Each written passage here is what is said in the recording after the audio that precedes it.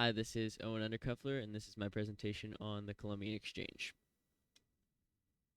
So what was the Columbian Exchange? So the Columbian Exchange began with Columbus sailing to the Americas in 1492 and is characterized mostly by the sharing of different goods and food crops between Europe, Africa, and the Americas.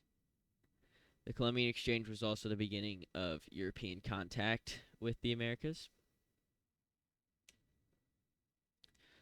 So what goods were exchanged? So both Europe and America gained new crops and animals, plants and animals from the exchange. So Europe gained from the America a lot of staple vegetables like potatoes, corn, tomatoes, peppers, pumpkins, cassava root, and beans. And the Americas got from Europe some crops that obviously were not native to the Americas, like bananas, sugarcane, grapes, cereal grains like wheat, oats, and rye, onions, many livestock animals like cows, pigs, and chickens, and a significant disease was brought over from Europe to the Americas. What were some of the downsides to the Columbian Exchange? Probably the biggest one would be the disease that was spread from Europe to the Americas. You can see at the graph on the right of about 90% of the native population in Northern and Central America was killed off by disease. Another downside was slavery was brought to the Americas.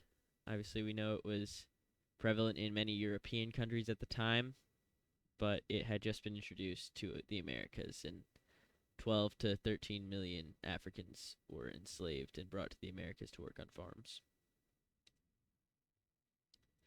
Finally, how does the Columbian Exchange impact the modern world? So as I said, staple foods and staple vegetables were introduced to the countries that they are known for today. For example, tomatoes were brought to Italy, and today they are popular in a lot of Italian foods. The Columbian Exchange greatly increased the population of Africa and Europe. This is because of all the new food sources they gained, such as like potatoes and beans and corn. So that worked to increase the population. The Americas gained a lot of livestock animals. I said cows, pigs, chickens, horses were brought over to the Americas. They're now farmed just about everywhere today. And once again, it marked the beginning of European contact with the Americas. Here are my sources. A lot of these are just for the images. And thank you for listening.